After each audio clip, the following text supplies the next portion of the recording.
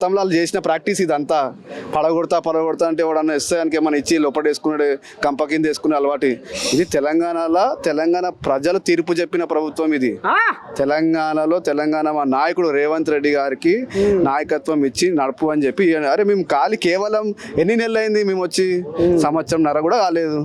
ఇన్ని సంక్షేమ కార్యక్రమం చేస్తున్నాము, నిరుద్యోగులకు ఉద్యోగాలు ఇస్తున్నాము, ఇలా బీసీలకు అసెంబ్లీలో ఒక చట్టం పాస్ చేసినాము, ఎస్సీ సబ్ కేటగరైజ్ చేసినాము. ఇవన్నీ చూసి వాళ్ళు రాత్రిప్పుడు ఎక్కువ 2 పెగులు ఎక్కువ వేస్తున్నట్టు పొద్దున్న లేవంగా ఏం మాట్లాడకుండా ఇట్లా పిచ్చి మాటలు మాట్లాడుతున్నారు. అంతే మరి.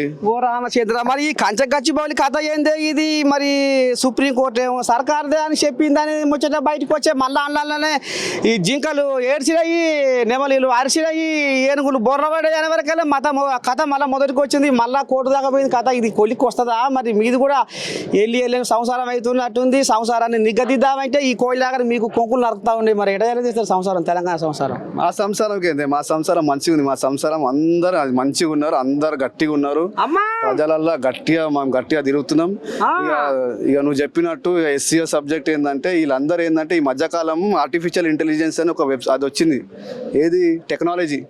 ఆ టెక్నాలజీ వచ్చి నీవు ఇప్పుడు ఇట్లున్నావు కదా, ఆ టెక్నాలజీ పెడితే నువ్వు సూట్ వేసుకొని నిన్ను పక్కకు తీసుకొని మన ఎవరు అమెరికా ప్రెసిడెంట్ పక్కన కూడా నిన్ను నిలబడిపించే కెపాసిటీ